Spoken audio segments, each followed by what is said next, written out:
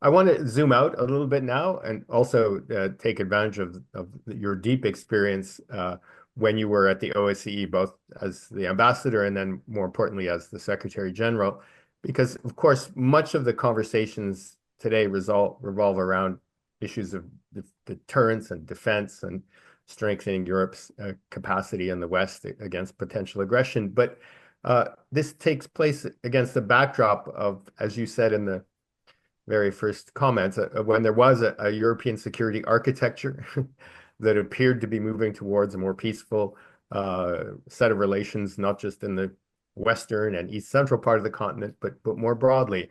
And that perhaps is if not the end of a cycle, at least certainly one where we need to start to re-examine some of the central pillars of that architecture. And you have written on the topic of cooperative security in the future European order. So what kind of future does either that concept have of cooperative security or anything related to that? And what kind of conditions do we need to think about in order to be able to go beyond the horizon, beyond what is going to be a war that will eventually end? I think obviously the kind of end of the war that we will have will shape in an important way any future European security order. But I think it's fair to assume that for the foreseeable future, we will see an order that is marked by confrontation and thereby by deterrence.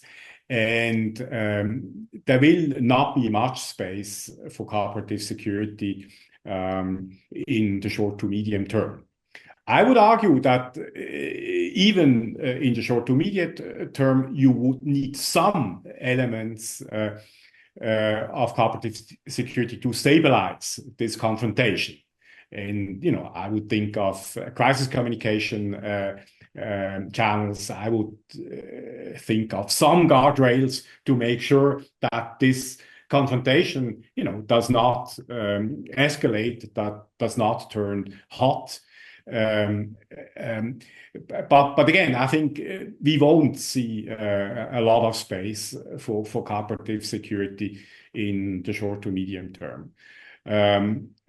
This said, I do hope that at some point, and this of course will also to a large extent depend on Russian policies, I would hope that there is again a space to come back to at least partly cooperative security-based European security order, because it is a more stable one, it's a less costly one, and it would also allow us to much more effectively address other challenges that are not hard security related, transnational threats, global challenges like climate change, etc.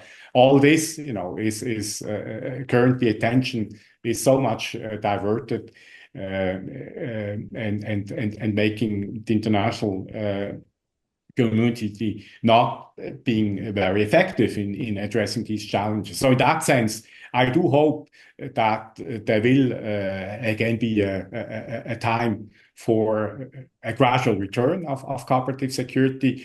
This will clearly depend on the political commitment of the key stakeholders to European security, Russia, but also major Western stakeholders, and perhaps, at some point also non-European stakeholders that are going to play a role in European security. In that sense, we might have developments that are different from what we have seen during the Cold War. Let me follow that up with, I guess, a conceptual question in a sense. The CSCE-OSCE Helsinki process had always two kind of tracks that were meant to spill over into each other, and a focus on purely stabilizing the military confrontation in the later stages of the Cold War through confidence and security building measures, and then later building outwards to what was really an expansive agenda of confidence building, including such things as national minorities and respect for human rights, the different baskets. The logic was that these things would slowly advance and that there would be a positive reinforcement and linkage between them. So something went wrong somewhere. Either we were wrong about this logic, or it's simply circumstances that overturned it. Whether it's the way in which Russian domestic politics developed or some other situation. So I'm wondering if you think that the logic was still solid and that we can build outwards that way. And also part of that was the idea that deepening trade relations with Russia in particular, but also more globally, was also going to lead to a more peaceful set of security relations. And that seems also to have been called into question both in the European context and perhaps also with China. So do we need to rethink how we put all of these things together in a package? And where did we go wrong? Well, I think, yeah, this is, of course, a school of thought that is quite prominent these days, that basically argues that, we did everything wrong. And had we just been much tougher with Russia, this all would not have happened and we would be much better off. Frankly, I don't believe so. I think we missed many opportunities in consolidating the tools that we applied, CSPMs, but also arms control.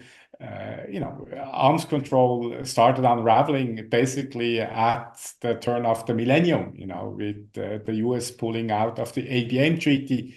And then gradually, this very complex web of arms control treaties, arrangements, etc., started falling apart. Same with CSPMs. I think these are instruments that still make a lot of sense. I think military transparency will always be key if you want to create a stable security order.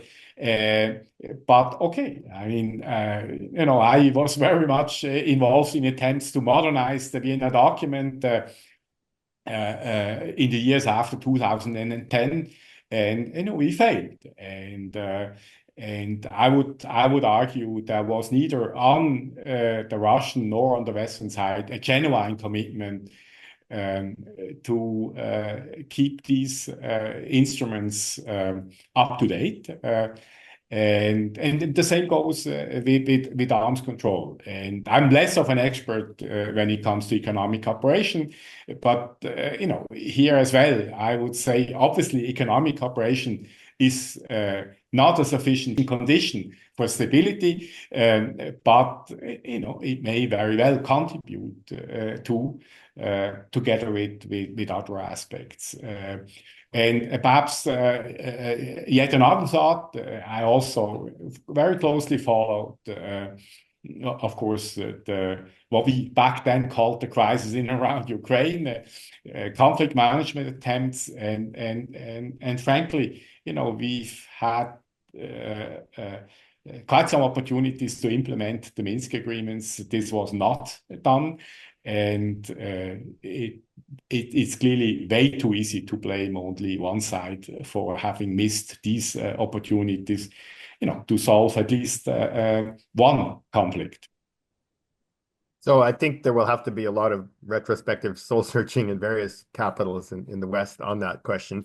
And I take your point that this may have been not just a question of taking your eye off the ball, but also that people stopped investing in significant ways in shoring up the architecture in a certain way. So that might be a good lesson for the future. I want to ask one more sort of hard security related question before I ask a few questions about your track 2 and other negotiation efforts. And that is what kind of considerations are going to shape some of the nuclear arms control issues of the future, because of course there's a imminent expiry of the New START agreement in 2026. And at least to my understanding, nothing is happening on any formal or perhaps even informal level to move that forward. And is there any kind of basis for thinking about how we could get to a greater form of strategic stability, especially given the periodic use of nuclear threats right now, not to mention things like forced modernization. So these are all, it sounds like the nuclear race is coming back in a sense. And what can we do about that? Yeah, I'm very concerned about this happening indeed. Look, a lot will depend on will New START thresholds be maintained beyond 2026? I mean, if this is the case, this would be a very significant major constraint against relaunching a nuclear arms race. But we are not sure. So we'll have to see what the new US administration will think about maintaining the thresholds. Then a second aspect, if we see in the foreseeable future an end of the war in Ukraine, that is more or less acceptable, then we may also see a resumption of strategic stability talks. Again, this would probably create conditions to talk about important features, nuclear and non-nuclear. I mean, there is also hypersonic, there is outer space, there is non-proliferation. I mean, you have lots of challenges in the strategic stability agenda. And the fact that there is hardly any conversation between Americans and Russians right now. There is a bit of track too on some aspects of strategic stability, but nothing comprehensive. I think this would obviously help if there was a resumption. And then, of course, the big question linked also with these questions is how to bring China in. Clearly, there is a political pressure in Washington, to be seen bringing China in when it comes to nuclear arms control. I think at the same time we need to be realistic. This is not going to happen, at least not on a treaty basis. This is not going to happen quickly. So are there ways, to bring the Chinese in by adopting soft law approaches to nuclear arms control? And this, of course, then triggers the question: what would be the appropriate format to discuss such measures? I think you won't see trilateral conversations or negotiations. So would the P5 be the appropriate format? I think there are quite some arguments that would speak in favor of this format. But again, if there is no end of the war in Ukraine, this format will not work very effectively right now. It barely works on expert level, and this is clearly not enough if you want to respond to the challenges at hand. And then, of course, there is also the issue of mid-range nuclear weaponry. There is still some sort of an INF moratorium for Europe. Russia threatens to abandon that should Americans station mid-range missiles in 2026 in Germany. Now, if this is, a ploy to launch arms control negotiations, it's all fine. But if it kind of brings us to the end of the INF moratorium, I think this would not augur well. And then the INF issue, of course, is also of relevance in other regions. And again, if addressed constructively, it could provide an interesting way forward in also engaging China. If not addressed properly, it could trigger a nuclear arms race. No, and of course the Intermediate Nuclear Forces Agreement was actually one of the singular achievements of the end of the Cold War period. So not once did you mention anything multilateral within the formal UN system, with the exception of possibly the P5. And I assume that means you think fora such as the Conference on Disarmament are not, shall we say, the most likely places to see any kind of progress on any of these issues. Well, the P5 format is a format that comes out of the NPT process. So in that sense, there is a linkage to a UN framework. But beyond, I think there is an opportunity to use the UN more systematically to address linkages between emerging disruptive technologies and security.